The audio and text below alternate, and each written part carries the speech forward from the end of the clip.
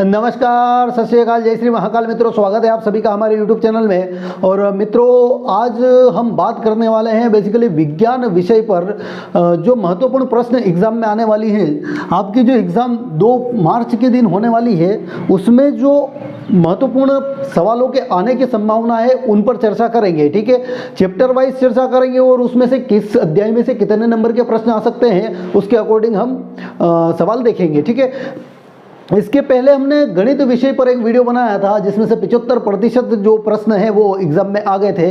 तो हमने सोचा क्यों ना विज्ञान विषय के ऊपर भी इस प्रकार की एक वीडियो बनाई जाए। ठीक है, तो हम चर्चा करेंगे आज विज्ञान विषय में जो महत्वपूर्ण प्रश्न एग्जाम में आने की संभावना है उन पर। ठीक है, प्रत्येक अध्याय में से 3 से 4 क्वेश्चन या लगभग ऊंचे में 5 क्वेश्चन देखेंगे और वो सभी क्या है, महत्वपूर्ण सवाल होंगे और जितने नंबर की जो यूनिट होगी उसके अकॉर्डिंग होंगे। ठीक है, तो देखिए हम अध्याय 1 की बात करते हैं, चैप्टर 1। तो देखिए इसमें से जो प्रश्न बनेगा वो बनेगा 2 नंबर का एक, पहले तो 2 नंबर का एक प्रश्न आएगा और उसके बाद जो प्रश्न बनेगा वो 3 नंबर का एक प्रश्न बनेगा।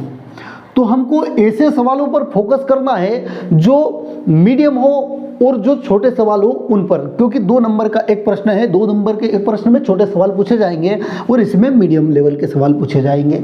तो देखिए पहले 2 अंकों की बात करते हैं। अध्याय 1 में से 2 नंबर में कौन कौन से प्रश्न आ सकते हैं। यदि प्रश्न देखें तो देखिए 2 नंबर में पहला प्रश्न ये बन सकता है, जो चैप्टर का नाम है उसी से, कि रासायनिक अभिक्रिया क्या होती है या रासायनिक अभिक्रिया को समझाइए, रासायनिक समीकरण क्या होती है। इस प्रकार से प्रश्न बन सकते हैं। अगले प्रश्न की यदि बात करें तो प्रश्न बन सकता है विस्थापन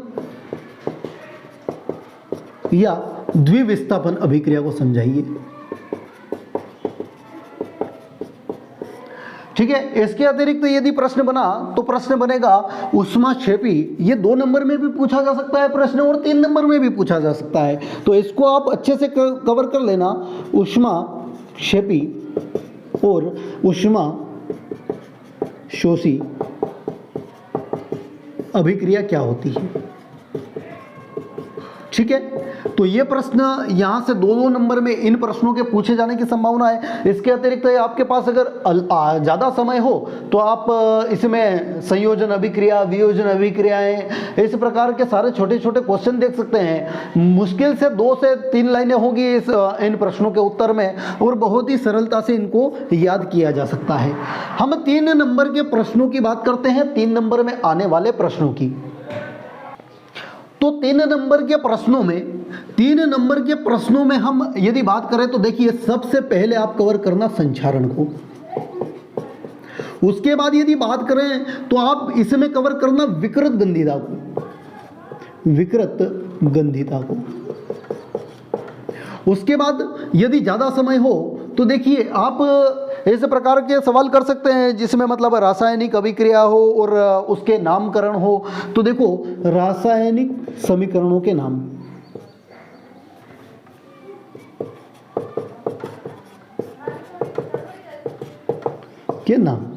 ठीक है, इन सवालों को आप अच्छे से कवर कीजिए। बहुत ही ज़्यादा महत्वपूर्ण सवाल है और मुझे लगता है इनमें से एक प्रश्न तुम्हारी एग्जाम में आ जाएगा। और इसके आगे हम अगला अध्याय देखते हैं। अब हम अध्याय 2 की बात करते हैं। अध्याय 2, ठीक है, अध्याय 2। तो इस चैप्टर का जो नाम है वो अम्ल, क्षार एवं लवण है। ठीक है, तो इसमें से जो प्रश्न बनेगा वो 4 नंबर का एक प्रश्न बनेगा। कितने नंबर का एक प्रश्न बनेगा? 4 नंबर का एक प्रश्न यहां से पूछा जाएगा। 2 और 3 नंबर के प्रश्न इस चैप्टर में से नहीं आएंगे। मतलब हमको बड़े सवालों पर फोकस करना है, जो ज्यादा बड़े सवाल है उनको देखना है और मीडियम लेवल के सवाल को देखेंगे। ठीक है, तो इसमें पहला जो प्रश्न बन सकता है, पहला प्रश्न बन सकता है अम्ल, क्षार और लवण क्या होता है। इन तीनों के बारे में पूछा जा सकता है। अगर फिर भी इसमें से अगर क्वेश्चन निकालने की बात करें तो देखिए अम्ल और क्षार में अंतर पूछा जा सकता है। ठीक है, तो पहला प्रश्न ये बन गया। उसके बाद यदि बात करें तो देखिए अगला प्रश्न जो बनेगा वो प्रश्न बन सकता है प्रबल अम्ल एवं दुर्बल अम्ल। ठीक है, एवं दुर्बल अम्ल। प्रबल क्षार एवं दुर्बल क्षार, इसी प्रकार से प्रबल क्षार एवं दुर्बल क्षार को समझाइए। ठीक है, तो ये प्रश्न एक बन सकता है, प्रबल अम्ल एवं दुर्बल अम्ल क्या होता है, प्रबल क्षार एवं दुर्बल क्षार क्या होता है। ठीक है, अगले प्रश्न की बात करें तो अगला प्रश्न बन सकता है, प्रश्न क्रमांक 3 जो बनेगा वो कुछ इस प्रकार से हो सकता है, पीतल एवं तांबे के बर्तनों में खट्टे पदार्थ क्यों नहीं रखना चाहिए, दही आदि क्यों नहीं रखना चाहिए। ठीक है, खट्टे पदार्थ, ये वाला प्रश्न जो है वो बन सकता है एग्जाम में। ठीक है, और यदि थोड़ा सा अगर और डीप में जाएं तो एक प्रश्न बन सकता है, उदासीनीकरण,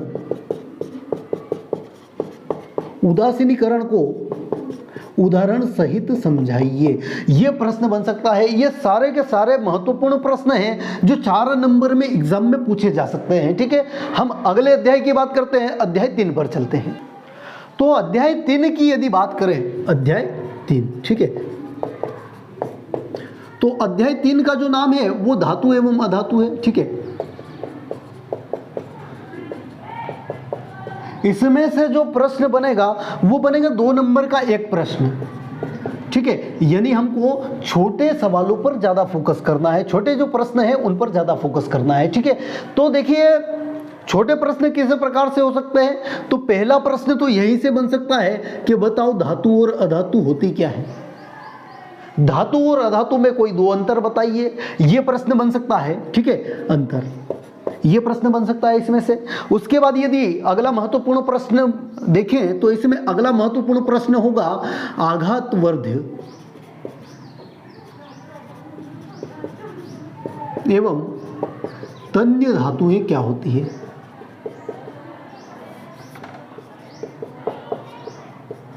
ठीक है, यह प्रश्न बन सकता है यहां से। अगर अगले महत्वपूर्ण प्रश्न की बात करें तो जिनोडेशन यानी यशद लेपन से बन सकता है। यशद लेपन क्या होता है, जिंक की परत चढ़ाना। ठीक है, यशद लेपन क्या होता है। ठीक है, और उसके अतिरिक्त यदि प्रश्न बनेगा, अगर अतिरिक्त समय हो तो आप अमलगम को देख लीजिएगा। और मैं एक बात अब भी बोल रहा हूं कि सारे छोटे छोटे क्वेश्चन जो आपको याद हो सकते हैं इजीली, वो क्वेश्चन इसमें देख लीजिएगा, क्योंकि 2 नंबर का एक प्रश्न आएगा। ठीक है, अगले अध्याय की हम बात करते हैं, अध्याय 4 की बात करते हैं। अध्याय 4, तो इसका जो अध्याय का नाम है वो कार्बन तथा इसके यौगिक, इस प्रकार का इस अध्याय का नाम है। और इसमें से जो प्रश्न आएगा, अध्याय 4 में से जो प्रश्न आएगा वो 4 नंबर का एक प्रश्न आएगा। ठीक है, तो इसमें पहला महत्वपूर्ण सवाल आपको बता देता हूं, पहला महत्वपूर्ण सवाल कौन सा बनेगा। ठीक है, साबुन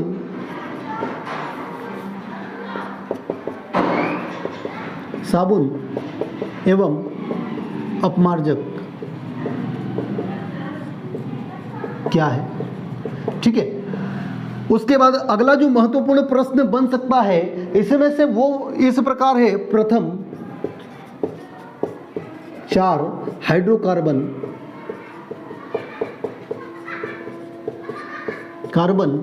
एवं हाइड्रोकार्बन के नाम एवं सूत्र। ठीक है, यह प्रश्न बन सकता है। और उसके अतिरिक्त यदि प्रश्न बना तो एक प्रश्न इस प्रकार से बन सकता है, साबुनीकरण, साबुनीकरण को समझाइए, साबुन बनाने की प्रक्रिया को समझाइए। ठीक है, उसके बाद अगला जो प्रश्न बन सकता है वो बन सकता है CH4 एवं CH2 की इलेक्ट्रॉन बिंदु संरचना। CH4 एवं CO2 की इलेक्ट्रॉन बिंदु संरचना।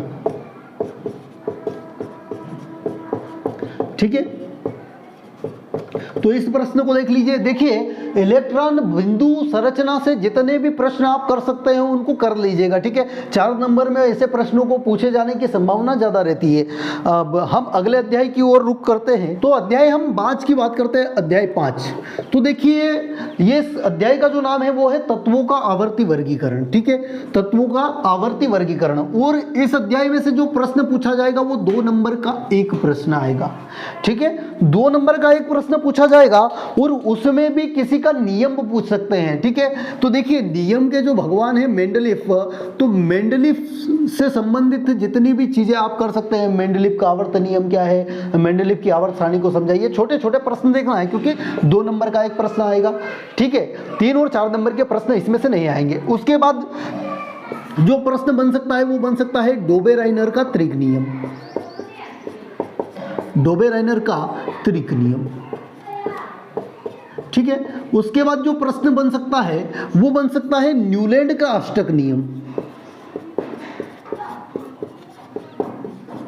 न्यूलैंड का अष्टक सिद्धांत या नियम, ठीक है। इन प्रश्नों में से एक प्रश्न आपकी एग्जाम में 2 नंबर में आ सकता है, ठीक है। इसके अतिरिक्त मुझे नहीं लगता है कि ज़्यादा महत्वपूर्ण कोई सवाल होंगे इसमें, और यदि हो तो आप उनको कवर कर लीजिएगा, ठीक है। अगले अध्याय की बात करते हैं। तो अध्याय 6, अध्याय 6 में जो प्रश्न पूछा जाएगा, देखो अध्याय 6 का पहले तो नाम देख लेते हैं, जैव प्रक्रम।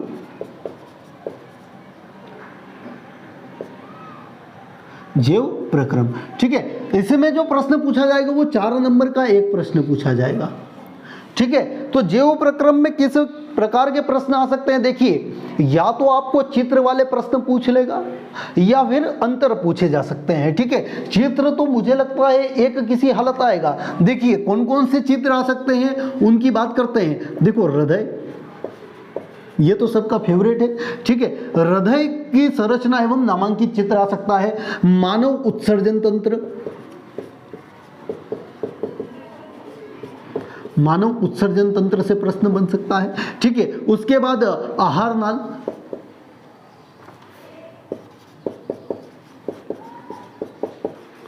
आहार नाल के चित्र से प्रश्न बन सकता है, ठीक है। उसके बाद श्वसन तंत्र,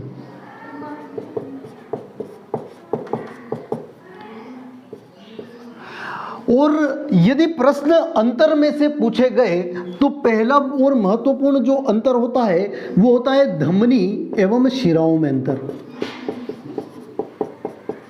धमनी एवं शिरा में अंतर। ये प्रश्न आपको 4 नंबर में पूछा जा सकता है। देखिए ऐसा कहेंगे कि 4 अंतर लिखिए, या फिर देखिए अगर 4 नंबर में कोई प्रश्न पूछा जा रहा है तो कम से कम 4 अंतर तो हमको लिखने ही होंगे, ठीक है। इसके अतिरिक्त यदि अंतर में से प्रश्न बना तो वो बन सकता है वायवीय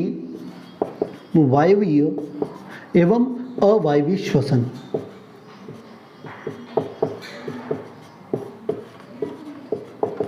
इसमें अंतर, ठीक है, अंतर पूछा जा सकता है।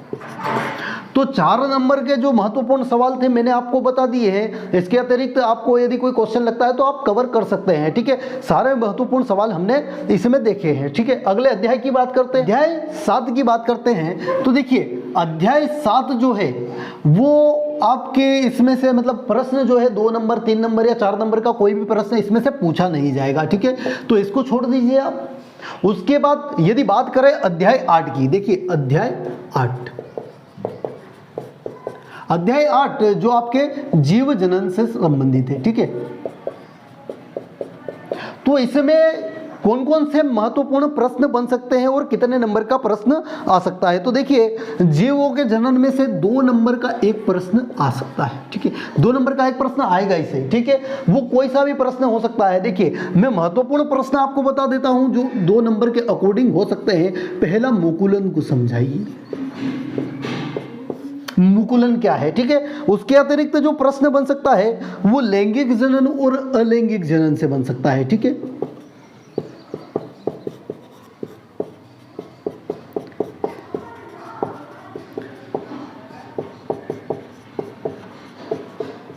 अगला जो महत्वपूर्ण प्रश्न बन सकता है वो बन सकता है स्वपरागण और परपरागण, ठीक है।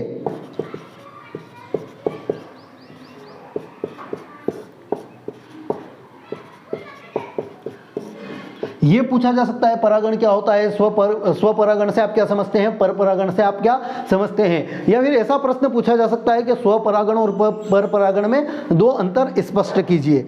इसके अतिरिक्त यदि प्रश्न बनेगा तो वो बनेगा कायिक प्रवर्धन। कायिक प्रवर्धन, कायिक प्रवर्धन से आप क्या समझते हैं या कायिक प्रवर्धन क्या होता है। तो इन प्रश्नों को 2-2 नंबर के हिसाब से आप तैयार कर लीजिएगा, ठीक है। अगले अध्याय की हम बात करते हैं।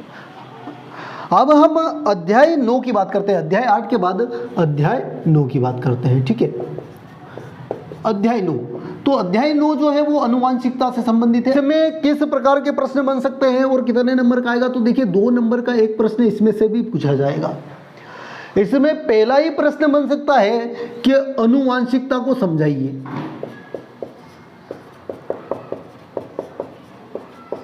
अनुवांशिकता को समझाइए या अनुवांशिकी क्या होता है, ठीक है। और इसके अतिरिक्त यदि प्रश्न बनने की संभावना है तो वो इस प्रकार से बन सकता है, मेंडल के प्रयोग,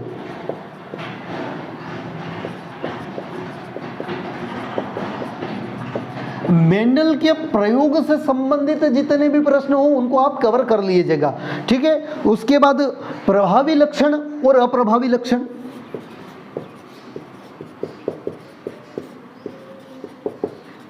प्रभावी लक्षण और अप्रभावी लक्षण क्या होते हैं, ठीक है, इनको आप देख लीजिएगा। उसके बाद एक महत्वपूर्ण प्रश्न इस प्रकार बन सकता है, लिंग निर्धारण में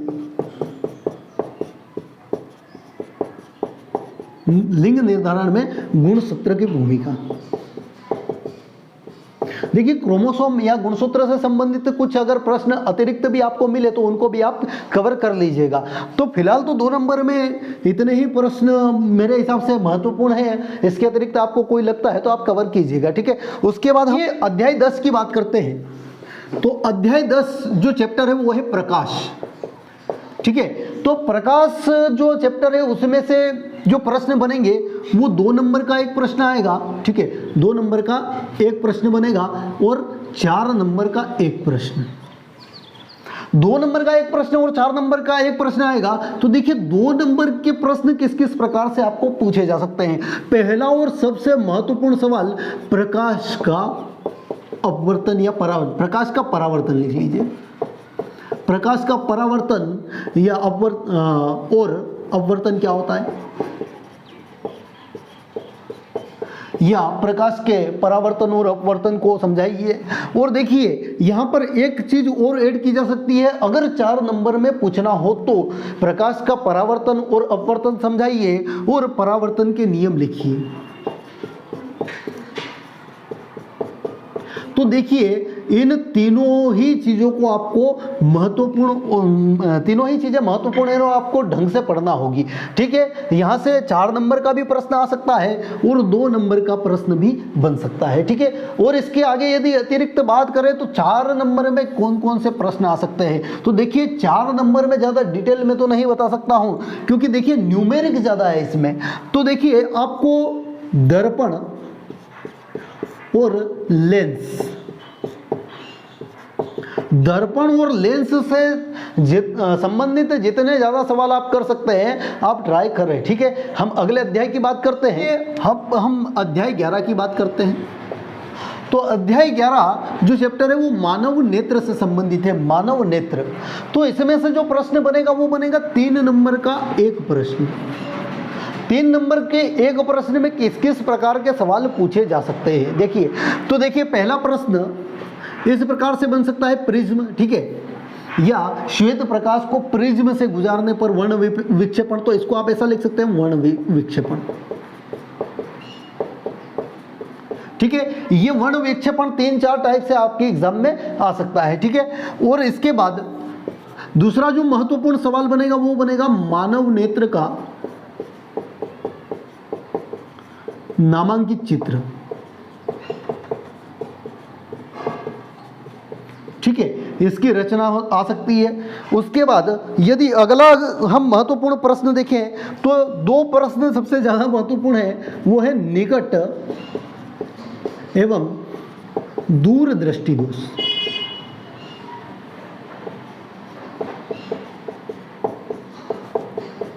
और ज़्यादा बड़ी बात तो नहीं बोलता हूँ, लेकिन इन 3 प्रश्नों में से मुझे लगता है कि एक प्रश्न आपकी एग्जाम में आ जाएगा, ठीक है। और 3 नंबर के प्रश्न अगर आपको लगे कि आगे भी कोई प्रश्न हो सकते हैं ऐसे जो 3 नंबर में पूछे जा सकते हैं, तो उनको भी आप देख लीजिएगा, ठीक है। हम अगले अध्याय की बात करते हैं। तो अध्याय 12 में जो प्रश्न आएंगे वो 2 नंबर के 2 प्रश्न आएंगे, ठीक है। 2 नंबर के 2 प्रश्न आएंगे, तो इसमें जो छोटे छोटे सवाल है उन पे ज़्यादा फोकस करना, ठीक है। टोटल 4 नंबर का जो है प्रश्न इसमें से पूछा जाएगा। ऑब्जेक्टिव की बात नहीं कर रहा हूँ, ऑब्जेक्टिव आपको अलग से पढ़ने होंगे, ठीक है। तो देखिए इसमें से प्रश्न कैसे बन सकते हैं। तो अध्याय 12 का जो नाम है वो विद्युत है, ठीक है, विद्युत। तो देखो पहला प्रश्न बन सकता है विद्युत धारा का ऊष्मीय प्रभाव।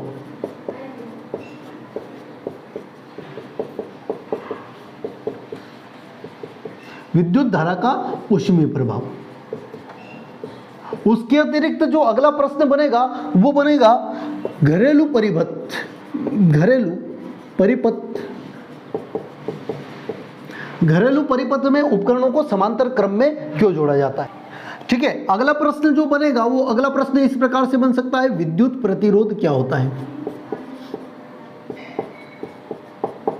विद्युत प्रतिरोध क्या होता है, या फिर इस प्रश्न को इस प्रकार से पूछा, ये प्रश्न तो नहीं है, मतलब इससे डिफरेंट ही प्रश्न है। 1 ओम प्रतिरोध को समझाइए।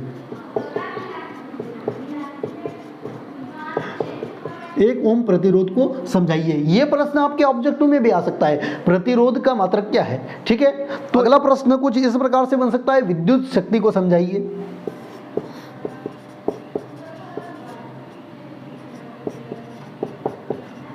जो अगला प्रश्न यहां से बनेगा फ्यूज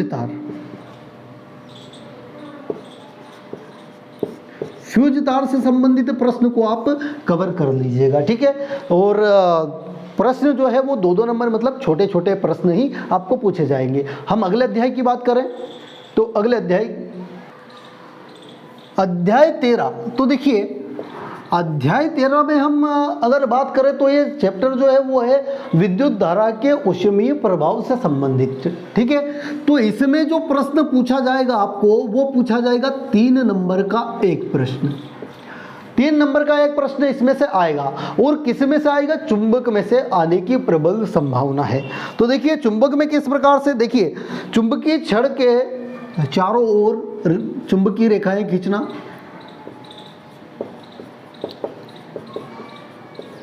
चुंबकीय छड़ के चारों ओर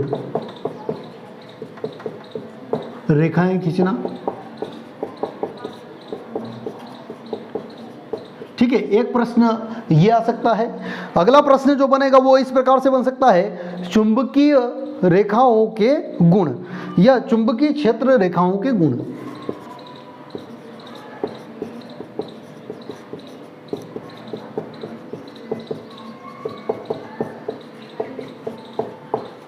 तो यदि आपको चित्र पता है तो ये प्रश्न भी आपका आसानी से कवर हो जाएगा। और कितने नंबर में, 3 नंबर में प्रश्न आपको पूछा जा सकता है, ठीक है। इसमें एक और प्रश्न इस प्रकार से बन सकता है दक्षिण हस्त अंगुष्ठ नियम। ये महत्वपूर्ण है, ठीक है। इसको भी आप देख लेना कि दक्षिण हस्त अंगुष्ठ नियम या दाएं हाथ के अंगूठे का नियम, ठीक है। दक्षिण हस्त अंगुष्ठ नियम, इसको आप अच्छे से कवर कर लीजिएगा। और इसमें जितने महत्वपूर्ण सवाल बन सकते थे वो इस प्रकार से है, और मैंने बता भी दिया आपको। आगे आपको यदि कोई क्वेश्चन लगता है तो आप उसको हल कीजिएगा, ठीक है। और अगले अध्याय की हम बात करते हैं, अध्याय 14 की बात करते हैं। तो देखिए अध्याय 14 जो संबंधित है वो है ऊर्जा के स्रोत से संबंधित। इस चैप्टर का नाम ही है ऊर्जा के स्रोत। तो देखिए पहला प्रश्न इस प्रकार से बन सकता है कि आदर्श ऊर्जा स्रोत के गुण।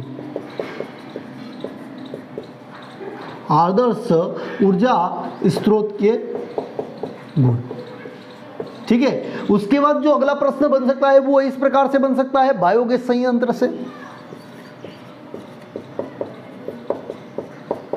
बायोगैस संयंत्र, इसका चित्र भी आप देख लीजिएगा अच्छे से। और इसमें जो बायोगैस संयंत्र क्या होता है, इसकी कार्यविधि क्या होती है, इसको भी आप देख लीजिएगा। एक बात और बता देता हूँ, इसमें जो प्रश्न पूछा जाएगा वो 3 नंबर का एक प्रश्न आएगा, ठीक है। 3 नंबर का एक प्रश्न इसमें से भी पूछा जाएगा।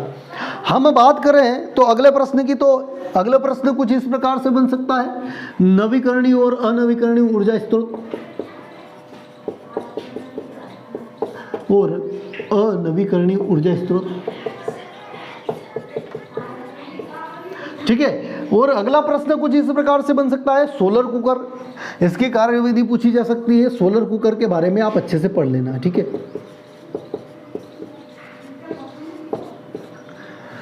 देखिए अध्याय 14 में जो 3 नंबर के अकॉर्डिंग प्रश्न बन सकते थे वो सारे महत्वपूर्ण सवाल मैंने आपको बता दिए हैं। उसके बाद हम अगले अध्याय की बात करते हैं। तो अध्याय हम 15 की बात करते हैं, अध्याय 15, ठीक है। तो अध्याय 15 जो है वो है पर्यावरण से संबंधित, ठीक है। तो देखिए पहला प्रश्न तो यही बन सकता है कि पर्यावरण क्या है, ठीक है। दूसरा प्रश्न 2 नंबर का एक प्रश्न आएगा, देखिए 2 नंबर का एक प्रश्न इसमें से पूछा जाएगा। तो पर्यावरण क्या है, यह प्रश्न आ सकता है।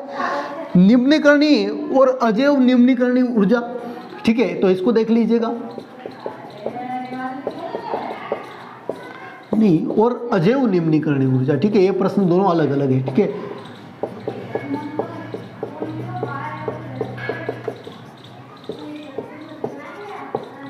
ठीक है, उसके बाद यदि बात करें अगला प्रश्न कुछ इस प्रकार से बन सकता है, पारिस्थितिक तंत्र, या पारिस्थितिक तंत्र से आप क्या समझते हैं, पारिस्थितिकी क्या होता है, ठीक है। तो एक प्रश्न बन सकता है पारिस्थितिकी से।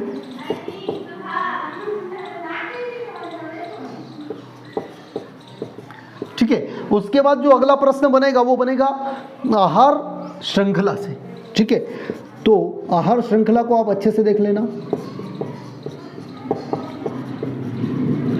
एक और यदि ज़्यादा समय है आपके पास, देखो ज़्यादा समय तो क्या है, अब बात करते हैं तो ये दोनों प्रश्न ज़्यादा महत्वपूर्ण है। एक तो ग्लोबल वार्मिंग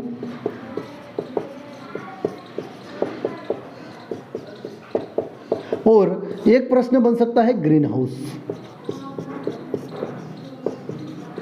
ग्रीन हाउस क्या है, ग्रीन हाउस गैसें क्या है, ग्रीन हाउस प्रभाव को समझाइए, इस प्रकार से प्रश्न बन सकते हैं। तो देखिए अध्याय 16 की हम बात करें तो अध्याय 16 में से भी जो है, अध्याय 16 में से भी कोई प्रश्न यहाँ पर पूछे जाने की संभावना नहीं है। देखिए 2, 3 नंबर और 4 नंबर के प्रश्न इसमें से नहीं पूछे जाएंगे, ऑब्जेक्टिव में से क्वेश्चन इसमें से आएंगे, ठीक है। तो इन प्रश्नों को आप अच्छे से देख लीजिएगा, और आपको लगता है कि नंबर के अकॉर्डिंग क्वेश्चन हम देख सकते हैं तो उनको भी आप देखिएगा। और बेसिकली ये जो क्वेश्चन बताए हैं ये बहुत ज़्यादा महत्वपूर्ण है, तो इनको आप कर ही लीजिएगा। 2 तारीख के दिन एग्ज़ाम है, तो इस एग्ज़ाम के लिए आपको हार्दिक शुभकामनाएं। आप अच्छा प्रदर्शन करें और अपने देश प्रदेश का नाम ऊपर करें, यही हमारी आशाएं हैं और इसीलिए हम आपके लिए मेहनत कर रहे हैं। उम्मीद है आपको वीडियो पसंद आई होगी, और यदि आप हमसे जुड़ना चाहते हैं तो आप हमारे चैनल को सब्सक्राइब कर सकते हैं। तब तक के लिए बहुत बहुत धन्यवाद। जय श्री महाकाल।